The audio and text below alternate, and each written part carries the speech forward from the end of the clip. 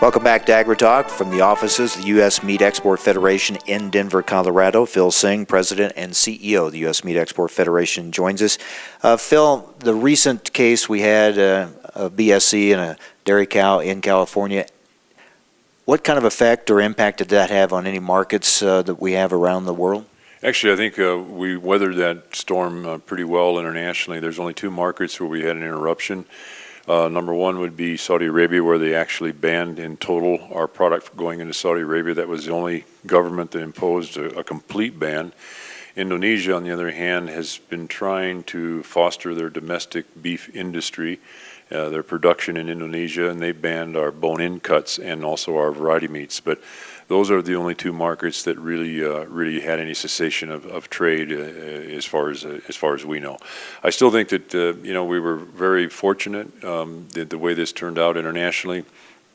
There's a lot of concern when you take a look at the policy side of it, where we were very successful as negotiating, but there's also the public. And one of the things we have to continually do is underscore to the world's public, if you will, the safety of our products, what we stand for, the philosophy of our production, the ethics of our production, and this is something that we have to do on a continued basis. And this is something that's really changed since if you go back to the 80s and the good old days where the product used to sell itself, if you will.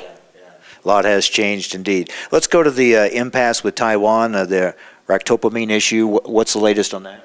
Well, that's a regrettable situation in Taiwan, because really what that really was not so much about production enhancement technologies and technology period. It was deep politics that are going on between two political parties in Taiwan, and it was played out using ractopamine and using beta agonists, and that was most unfortunate, because obviously that impeded and also affected the integrity of our product in that market. So we have a lot of work to do there, but thank God the Codex Alimentarius in this year actually passed and approved ractopamine as far as a growth promotant, and this has been very, very significant. And we see not only Taiwan but other countries also reviewing their restrictions in this area. So we think this is going to help inspire more normalcy as far as this issue is concerned. But it's still a very emotive issue in Taiwan, and we have a lot of work to do in order to restore the confidence in our product in that market. And before we let you go, just an update on the challenges in China and Hong Kong and where we are with the moving more product there. Well, as you know, both China and has a complete ban on our product, and we have restrictions in Hong Kong as well.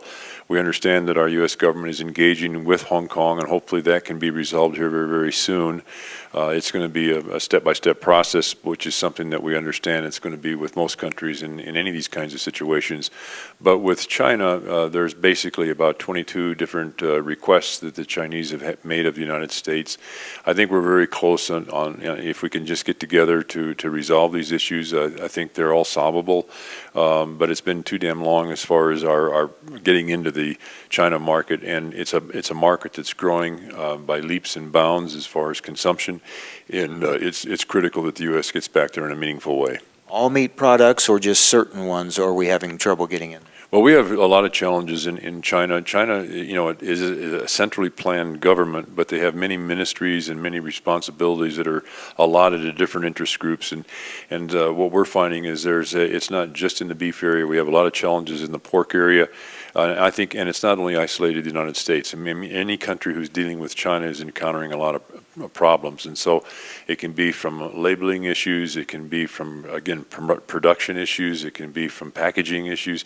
We just have a lot of challenges in dealing with the Chinese, as the Chinese do, and dealing with Chinese.